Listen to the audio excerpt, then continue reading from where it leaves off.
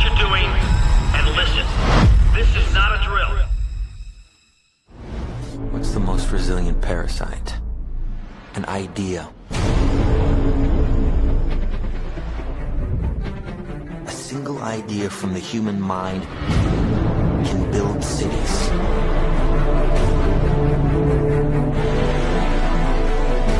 An idea can transform the world and rewrite all the rules. Which is why I have to steal it. He's hiding something and we need to find out what that is. We gotta break out of here. Give him the kick!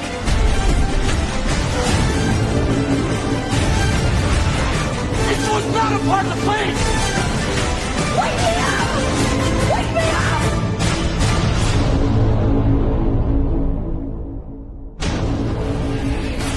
I know we have still not shattered that highest and hardest glass ceiling, but someday someone will, and hopefully sooner than we might think.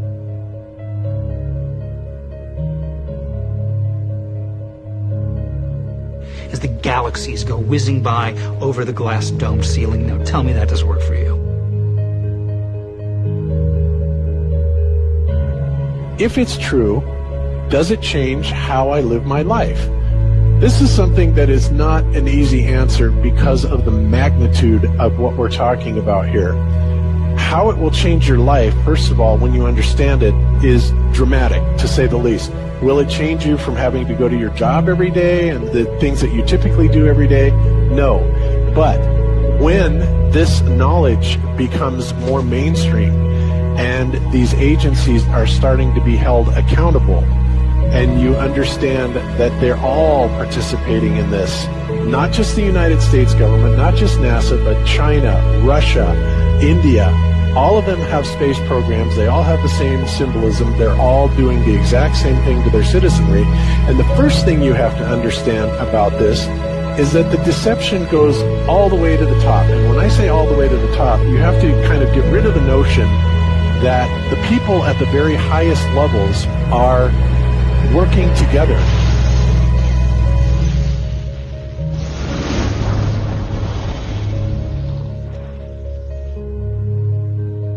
Why would they do this? Why are they trying to hide the fact that we are on an infinite plane or on a flat earth rather than a ball? Well, if you isolate people into the idea that they're on a blue marble that's in the middle of a universe that is really insignificant and there's thousands or millions and billions of other worlds and possibly other civilizations, that makes most people think that we are insignificant and that we did actually come about as some sort of an accident. Now, when people believe that, their minds are much more malleable into being given the idea that there is no God, there is no creator. And because of that, that also gives the controllers this fertile soil to build other deceptions on.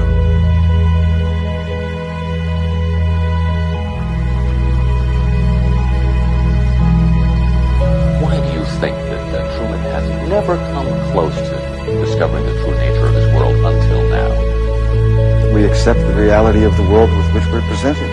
It's as simple as that. It's about total control, mental, physical, spiritual, every way, shape, form possible. You have to remember how big of a conspiracy this is. This isn't talking about just the JFK thing or isn't talking about just 9/11. It's on an umbrella kind of system to where it is the biggest deception that there is. It actually exposes every other deception, and nothing else brings down the power of the elite because it really exposes education, science, the economy, television, museums, universities. Think of all the things that have been fooled.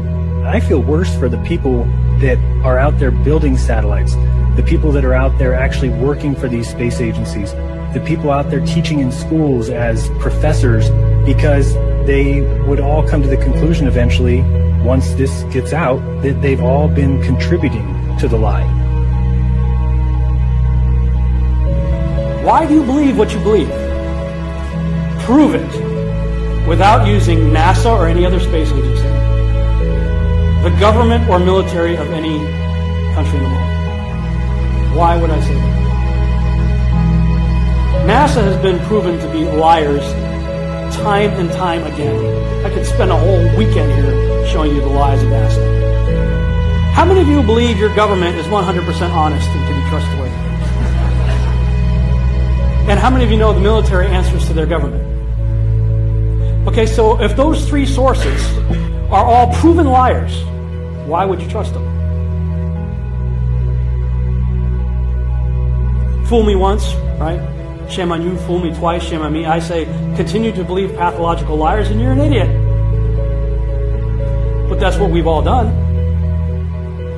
And so, I look at these stuff, we've all seen the textbooks, we've all seen the videos and movies and all these things, and there's so much of it. Do you know what the budget NASA has? You know how much they get? How much money they get? Have you seen the movie Gravity? Okay. That's made for about $100 million, give or take. And if you saw the movie Gravity, that was pretty impressive. I saw it on IMAX, big screen, like, wow. I mean, I felt like I was with Sandra Bullock flying around in space, freaking out myself. Okay, this is what they're able to do with $100 million. What are you able to do with tens of billions of dollars a year since the 60s? Now, in my opinion, we're being lied to not only about the shape of the Earth, we're being lied to about the very nature of reality itself. In 1954, Admiral Richard Byrd, a highly decorated naval officer, conducted an interview where he alluded to the idea that there may very well be land beyond the poles. Admiral Byrd, you've been to both the North Pole and the South Pole. Is there any unexplored land left on this Earth that might appeal to adventurous young Americans? Yes, there is. But strangely enough, there's left in the world today an area as big as the United States that's never been seen by a human being. And that's beyond the pole, on the other side of the South Pole, from Middle America. And I think it's quite astonishing that there should be an area as big as that unexplored. That's a tremendous So there's a lot of adventure left down at the bottom of the world. Admiral, do you hope to see that? We don't know. That's the big problem. We don't know where we are. Okay? That's what we're all trying to figure out here. But there is the Antarctic Treaty where, 53 or so nations have signed saying that no one's going to lay claim to Antarctica and that there are massive restrictions for travel there. You can't just get up and go to Antarctica on your own. You have to have a tour guide with you. There are only certain entry points and there are limits on where you can go search. Personally, I think the unconquered South face is the only one worth scaling.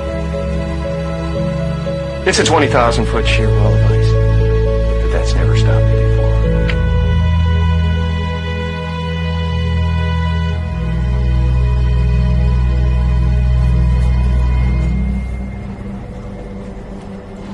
Welcome.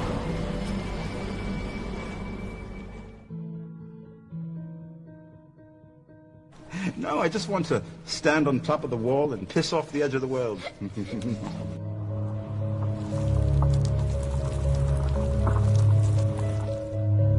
What difference does it make? What difference does it make? Yeah, that's their favorite line. Got a lot of people, what difference does it make? You can't figure out what difference it makes? If you can't figure out what difference it makes that the people running your world have lying to you over and over your whole life, if you can't figure out that someone lying to you is trying to control you, suppressing of information, of knowledge, is control. Deception of information and knowledge is a form of control. So what difference does it make? It makes a big difference, because once they start omitting information or lying about information about where you live, they're doing it to control you. Period. Why am I having to explain this to critical thinkers in the truth movement? The way you control billions of people is to keep them divided and fighting each other. Flat Earth is not a psyop. Flat Earth destroys the psyop. Every psyop that's been used to control us.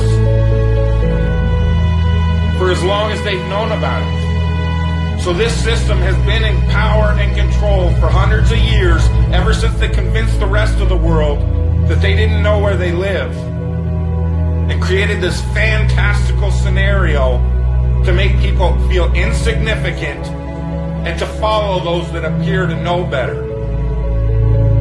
Why is the flat earth so important?